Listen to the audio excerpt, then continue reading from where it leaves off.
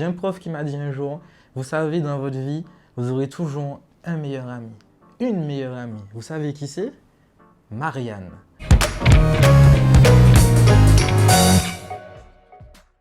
Qui accompagne les citoyens dans leur démarche de déclaration de leurs impôts avec Allo Impôts. A, l'administration fiscale.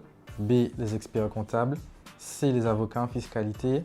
Et D, les banquiers. Je vais imaginer qu'Allo Impôts, c'est l'État, donc je pense que c'est A. Et moi je pense l'inverse, privé et soit expert comptable, donc B, ou avocat en fiscalité, pourquoi pas C. Donc les experts comptables accompagnent les particuliers pour qu'ils puissent réaliser leur déclaration de revenus. Alors, concernant les délais, la déclaration papier, c'est le 21 mai qu'elle clôture. Pour les déclarations en ligne, c'est le 6 juin à minuit, heure métropole. Quelle est la majoration accordée aux veufs et veuves de plus de 74 ans? A, de la pension de retraite. B, d'une demi-part pour le calcul de l'impôt sur le revenu. C, une réduction d'impôt pour l'achat d'une résidence principale. Alors déjà, je suis sûr que c'est pas la C, parce que plus de 74 ans, quoi pas trop. Bon, mais moi je dis A et lui dit B. Non, je dis A, je te suis. Tu me Allez, feu. La majoration accordée aux veufs ou veuves de plus de 74 ans est une demi-part supplémentaire. Alors, il faut savoir que cette demi-part supplémentaire se traduit par un avantage fiscal en plus. Donc, c'est-à-dire que le contribuable bénéficie de réduction d'impôts supplémentaires, mais plafonnée à 1 759 € par demi-part supplémentaire.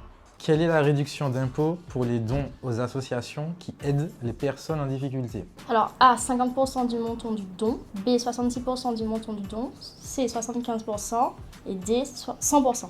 J'aurais dit 50%. Ouais.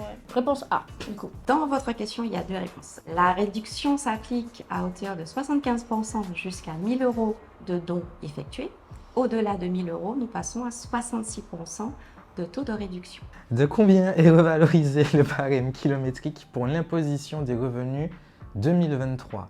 Alors ça, je suis censé savoir. Alors réponse A, 3,5%, réponse B, 5,4%, réponse C, 7,2%.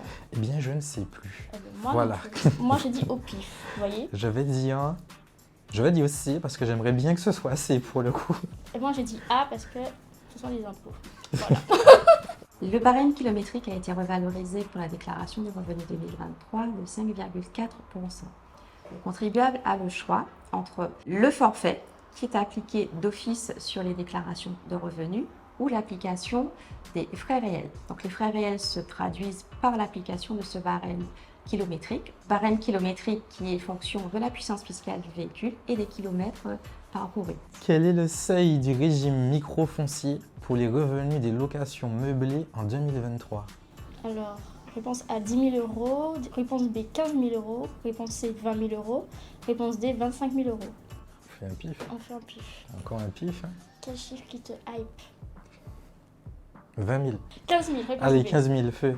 C'est la réponse B, 15 000 €. Alors les 15 000 € concernent le total des recettes qui ont été encaissées sur l'année. Donc si vous avez perçu des loyers, ça sera le cumul des loyers que vous avez perçus du 1er janvier au 31 décembre. Il faut que ce montant soit inférieur ou égal en tout cas à 15 000 €.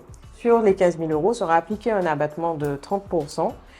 Et cet abattement de 30% fait office des charges, ce qui signifie que quand vous êtes en microfoncier, vous ne pouvez pas déduire les charges réelles que vous avez sur ce bien.